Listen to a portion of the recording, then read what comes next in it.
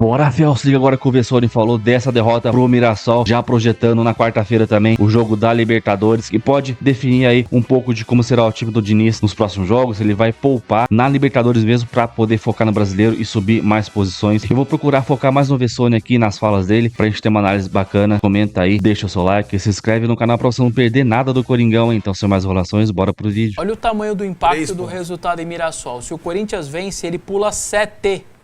7. Então. Ele ia para a primeira parte da tabela, ele só não vai ultrapassar o Vitória porque ele perde no critério. Mas ele ia para 10º lugar, né? Não, iria para... É 10º. Isso. Iria para a primeira parte da tabela, só ficando com a mesma pontuação, inclusive, do Vitória. Olha o tamanho do impacto. Fora que se abriria 9 do Mirassol. Agora você tá 3 do Mirassol. Então, tá muito apertado e faz muita diferença, cara. Qualquer vitória que você consegue... O Mirassol estão querendo largar os aparelhos, né? O Mirassol tem. O Remo, acho que ele tem boas chances. Todo jogo do Remo é complicado, assim. Ele não toma aquelas amassadas, toma poucas, né? Ele sempre faz jogo duro com todo mundo. E se ele jogasse com o Bahia sempre no Brasileiro, era campeão. E o Mirassol, vou combinar, ele vinha melhorando. Ele jogou bem contra o São Paulo, quase arrancou o empate com o São Paulo. São Paulo fez o gol Salvador lá do Luciano. É que eu acho que o clube deve estar com uma coisa de Libertadores na cabeça, né? E aí tá tratando... a Copa do Brasil. Então, ele tá tratando o brasileiro aí mais ou menos. Bem, vamos falar do Corinthians, porque o Corinthians perdeu para o Mirassol. Tava lá aquela onda do neodinizismo, pô, não toma gol, tá demais e tal. Perdeu para o Mirassol 2-1, mas teve muita reclamação do apito de Candansan, que teria dado um pênalti, meio que não foi. E outras coisas mais, falta num dos gols, no Garro, na origem do lance, enfim. Vamos ouvir o que disseram Fernando Diniz e também o Marcelo Paz, o homem forte do futebol do Corinthians, que também reclamou. Vem fazer uma fala aqui, infelizmente, novamente, sobre a questão da arbitragem. Né? No nosso entender, a arbitragem teve uma atuação que não foi boa e, coincidência ou não, os lances todos duvidosos foram ruins para o Corinthians. Primeiro, a expulsão, né, do centroavante lá do Mirassol, o Edson Carioca, que, ao meu ver, poderia ter se mantido a decisão de campo. A sensibilidade do árbitro ali do lance, pediu-se a revisão. Aí depois vem um pênalti discutível, totalmente discutível, se realmente foi falta ou não. Prevaleceu a decisão de campo dessa vez, o VAR não chamou. Prejuízo novamente para o Corinthians, se tivesse sido chamado, talvez tivesse revisto.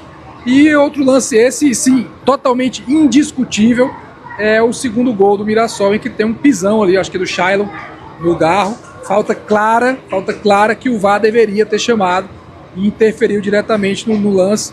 Sai o gol do Mirassol e essa falta não foi dada. Então, novamente, a gente vem aqui falar sobre isso, né? É ruim a gente estar reiteradamente tendo que trazer prejuízo ao Corinthians e todo mundo viu o que aconteceu. Quero reforçar também, que aí já foge um pouco da arbitragem, mas o Hugo, nosso goleiro, foi punido por dar entrevista, por alguma fala que fez. Pegou primeiro 2 jogos, depois reduziu. E outros jogadores de outras equipes tiveram falas até mais assintosas do que a do Hugo. E o tribunal de cara já absolveu. Então, a gente tem que deixar esse questionamento. Fazemos parte da mesma competição, os critérios têm que ser os mesmos. Infelizmente, a gente vem se sentindo prejudicado. Não vamos deixar de falar, vamos nos pronunciar de forma educada, de forma correta, com educação, mas com firmeza, e deixando clara a nossa insatisfação. Certo? Primeiro, com os diversos erros, ao nosso ver, no jogo de hoje, todos eles sendo quando foi lance do Mirassol, reviu, quando foi a favor, não reviu, e o lance do segundo gol, que é indiscutível. E também deixar esse lembrete do tribunal, né, porque o Hugo foi punido e outros jogadores não foram punidos, então a gente tem que ter o mesmo critério, uniformidade para o bem do futebol brasileiro. Eu acho que a arbitragem foi muito ruim hoje no jogo, errou tudo praticamente, não deu cartão, parecia que não tinha cartão no bolso. Os retardos de jogo, ele pouco acelerou o time do Mirassol, teve o lance da expulsão, nem vou discutir a expulsão. O segundo gol do Mirassol, o pênalti, para mim, extremamente discutível. E o segundo gol foi falta clara no Garro. O cara pisou no pé do Garro, como é que o VAR não chama? Não foi o mesmo lance, em seguida, 2 segundos depois, saiu o gol do Mirassol. Péssima arbitragem hoje. Eu não sou muito de ficar falando de arbitragem, mas péssima. Não tem nada para elogiar da arbitragem. não fez o jogo andar, isso não justifica a derrota. Mas assim, a arbitragem foi condescendente o tempo todo no jogo, com os atrasos e com a falta de coibir um cartão amarelo, tanto atrasos como faltas que o Mirassol fez, várias faltas para cartão amarelo, não deu uma. Segurão, puxa a camisa, agarra na cintura.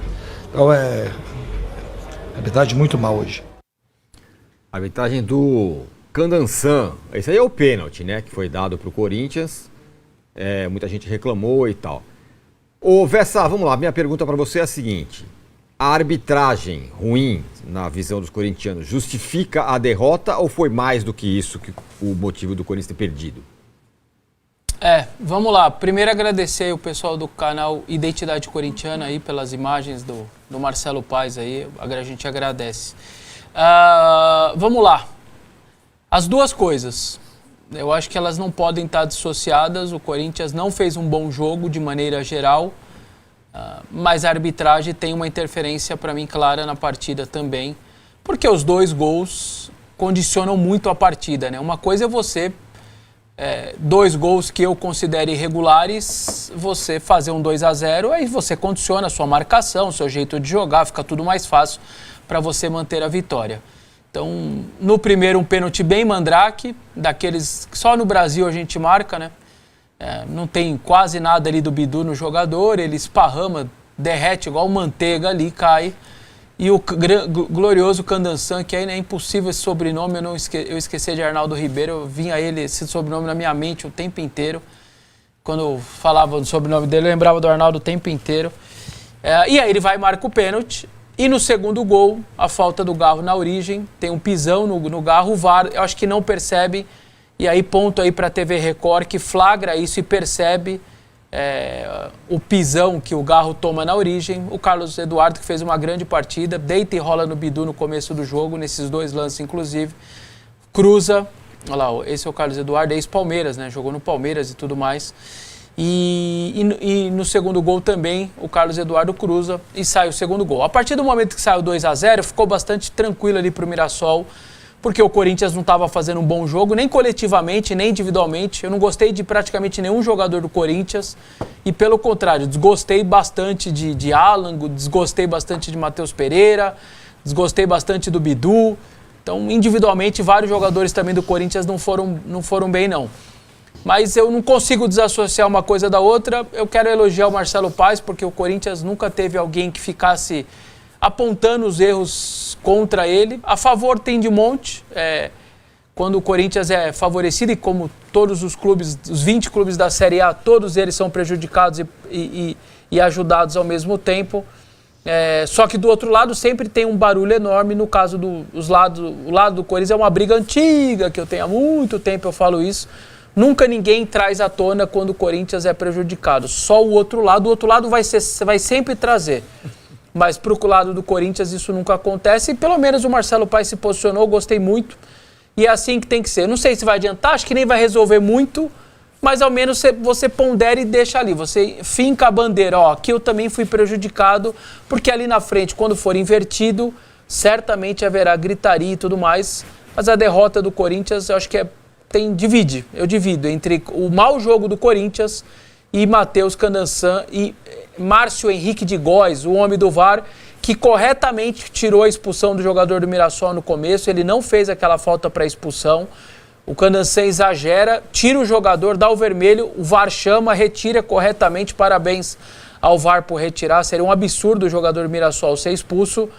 Mas depois, eu não sei se desligou lá o aparelho, o que ele fez, deu aquela dormidinha nos lances que era para ele, pelo menos, trazer o Candansan. Vem ver aqui, aconteceu isso, depois, aconteceu aquilo. Não, o VAR não chamou, só chamou na hora de corrigir o erro, que seria contra o Mirassol. E eu repito, ele foi bem de chamar, porque o jogador do Mirassol não era para ter sido expulso, não. Simples, mas eu acho que são adversários que o Corinthians dá para pontuar bem, desde que tenha perna para isso e tudo mais. Só que aí é o seguinte, aí quarta-feira, o grupo pode definir quarta. Se o Corinthians empatar com o Santa Fé e o Platense ganhar do Peñarol em casa, acabou o grupo.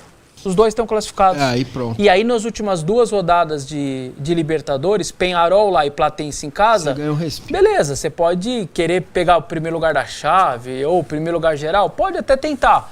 Mas também, se não for Eu focaria no brasileiro nessa situação que estava. Isso aí. O jogo da Colômbia, se o Santa Fé ganha em casa, ele volta pro campeonato. Aquela coisa complexa de classificação de 2 times, né? Então, é uma decisão difícil. Serão decisões difíceis. Eu acho que contra o São Paulo não dá para pensar em nada, certo? Tem que pôr quem puder jogar. E também contra o Santa Fé, por causa dessa questão de você jogar com a possibilidade de se classificar rápido, também não dá para segurar ninguém. Tem que pôr todo mundo. O meio da semana que vem é o que o Arnaldo falava da Jacuipense lá do Palmeiras. O Corinthians também tem uma data que ele vai poder. Ele não respirou em Santa Catarina, respira na Arena, tá com 1-0 a favor. Então o sorteio da Copa do Brasil foi bom para os dois exatamente por isso. Isso o São Paulo não vai poder fazer, nem o Flamengo vai poder fazer. O Santos menos ainda. O Santos vai poder fazer, né? Copa do Brasil para eles está aberto. Semana que vem, meio de semana, é Copa do Brasil. Isso. Mas não é um padrão Diniz pontos corridos? Ele tá sempre ali na zona de rebaixamento, nos campeonatos de pontos corridos. Foi assim com o Vasco. Então, mas não é cedo para falar isso dele agora? Tá. Então, mas... Cara, a culpa dessa posição é como eu falei do Arthur Jorge, a culpa dele. É mais com o Dorival do que o dele, né? Tá. Olha o Campeonato Brasileiro do time, dele. Né? Olha o campeonato dele. Do time, porque foi campeão com o Dorival. Ganha do Vasco com 1 a menos, empata com o Palmeiras com 2 a menos, empata em Salvador e perdeu esse. Esse é o campeonato do Diniz. Não é um campeonato brasileiro péssimo do péssimo. É que o Corinthians vinha numa situação já complicada com o próprio Dorival, para ser justo. Mas o que mais me chama atenção na coletiva é a última frase ali. Você percebe que a água bateu no bumbum. Vamos ver. Libertadores eu sei, mas domingo... Vamos ver quarta-feira. De repente ele vai dar uma segurada quarta-feira para jogar. Ele fala... se não é a situação, ele não tinha falado isso. A água bateu no bumbum, ele sabe disso. Para ele ter citado a possibilidade de ir na quarta dar uma segurada, mesmo sendo Libertadores, para cravar a vaga... É porque a água bateu no bumbum. E pro torcedor coisa é uma boa notícia, né? Porque, enfim, chegou o senso de urgência se talvez não tinha chegado, né? Mas até isso também não é o Diniz entendendo o Corinthians, porque sabe que ganhar o clássico, no fim das contas, daquelas coisas do Corinthians. É um jogo que o épico... Tem peso diferente. Peso diferente e tal. Pode ser, mas eu acho que se fosse o Botafogo invertido a tabela, ele ia falar a mesma coisa. Porque a água bateu no bumbum na tabela, não é o São Paulo, não. Inverte a tabela e eu acho que a frase dele era a mesma. Porque se o Corinthians não ganha do São Paulo, ele pode até sair com um empate da zona do rebaixamento, né? Mas ele fica ali... Não, vai ficar... Passar a Copa inteira na zona do rebaixamento é ruim, hein? Deve ser um pesadelo para qualquer time. Que foi o que o Inter fez no ano passado. E aí, acabou brigando. Faltam 4 rodadas, são 12 pontos em disputa. 4 times vão passar a Copa na zona de rebaixamento, inevitável.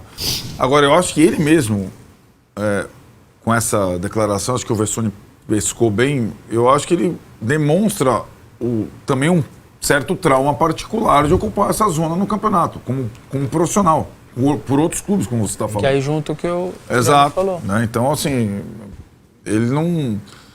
Pior coisa para ele é ficar rotulado como um técnico em pontos corridos e ficar lutando contra o rebaixamento todo ano. Né? Então, e na verdade, né, talvez a continuidade dos trabalhos dele, quase todos, elas foram interrompidas por conta de zona de rebaixamento em pontos corridos. Aí chega uma hora que eu não vou correr mais risco. Eu vou trocar. Eu não correr mais risco. Eu vou trocar. Né? O melhor trabalho dele foi o São Paulo na pandemia, foi isso? Até hoje? Pontos corridos? Pontos corridos? Acho que né? Acho que sim. Que ele chega a brigar pelo título e tal. Exato. Eu acho que sim. Numa circunstância muito específica, né?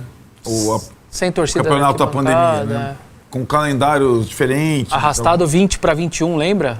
Parar em 21, campeonato de 20 e tal, pode ser. Muito bem. Então aí, ó, a galera falou assim, ó.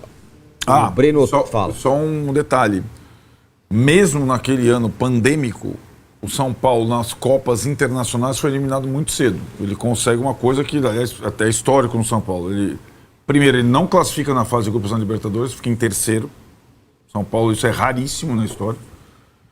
E ele perde logo no rebolo da Sul-Americana para o Lanús do Zubeldia. Então ele sai das competições sul-americanas numa tacada só, tipo quando aconteceu com o Bahia, por exemplo. Sim.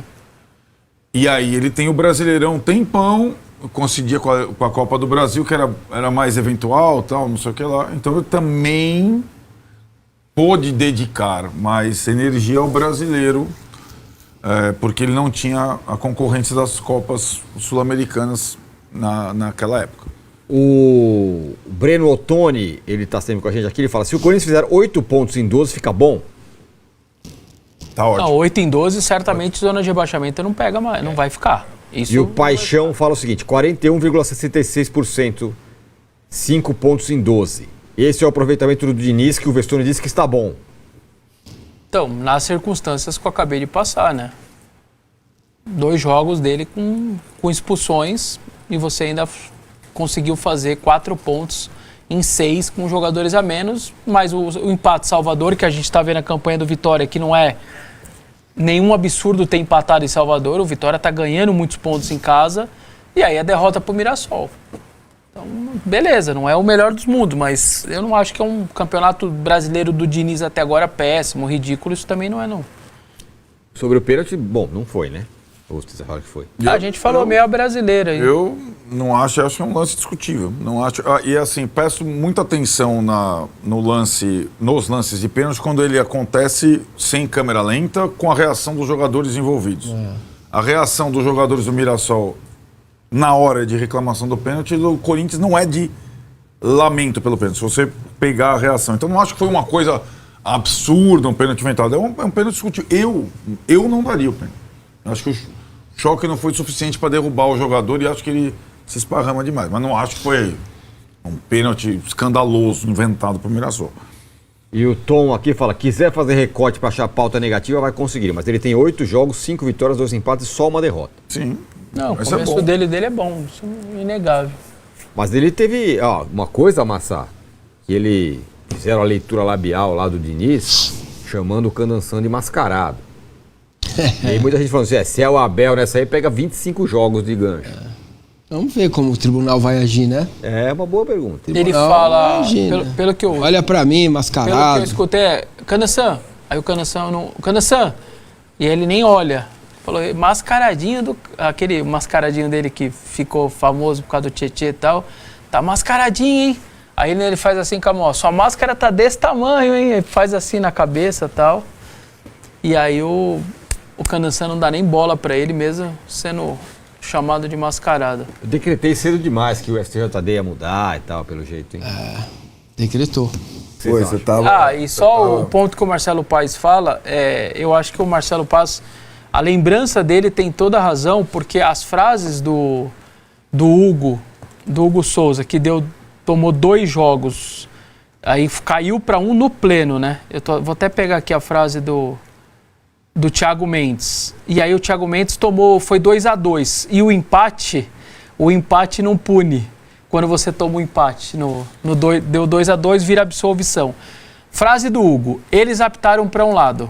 Frase do Thiago Mendes, ele só tem que apitar para os 2 lados. Ou seja, é muito parecida as frases, um foi absolvido, outro tomou 2 jogos. Então, é isso, nesse é duro, ponto, né? O Marcelo Paz tem razão, É duro, cara, é duro. Tem que pegar todo mundo aí, no mesmo critério. E aí o Ceni não foi punido? E aí um amigo meu, Ceni foi punido. Um amigo internauta mandou, e eu não tinha percebido isso, ele falou, tem um agravante, foi a mesma turma. Eu não fui pesquisar e confirmar, tá? Eu tô passando que o amigo internauta, que ele é bem um cara que sempre... O STJD lá, os mesmos? A turma tem 1 a 12, né? Acho que são 12 turmas. A mesma, calhou de ser o processo na mesma turma.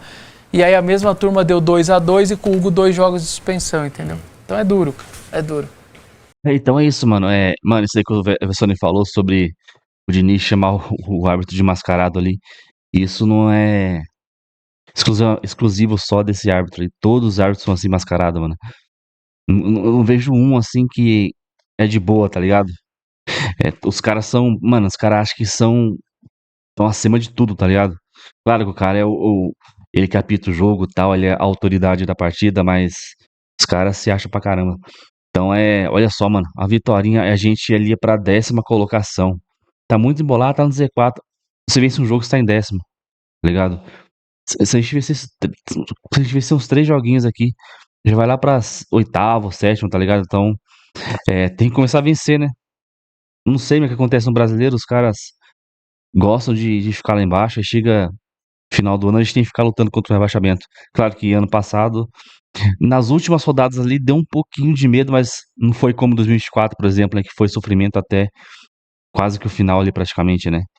Então, esse ano a gente tinha que estar mais tranquilo, porque a gente tem competições mais puxadas, que é a Copa Libertadores, Copa do Brasil. Então, a Libertadores, como o Alessandro falou, se a gente ganha lá, ou empata, né? Se a gente empata contra o Santa Fé e o Platense ganha do coisa lá do Penharol, a gente tá classificado para a próxima fase ali. Então, é importantíssimo a gente já tentar se classificar na Libertadores para poder focar na Copa no Brasileirão, mano. Se a gente se classificar na quarta-feira, nos próximos 2 jogos, contra o Penharol, eu colocaria um time misto e contra a Platense colocaria de reserva, mano. Ah, mas pô, corre risco de ficar no primeiro no geral, tal, ou no grupo. Beleza, mas o brasileiro aí ser rebaixado, e aí? Complica demais, mano. Comenta, deixa o seu like, se inscreve no canal pra você não perder nada do Coringão. Então, até o próximo vídeo. Valeu, é nóis.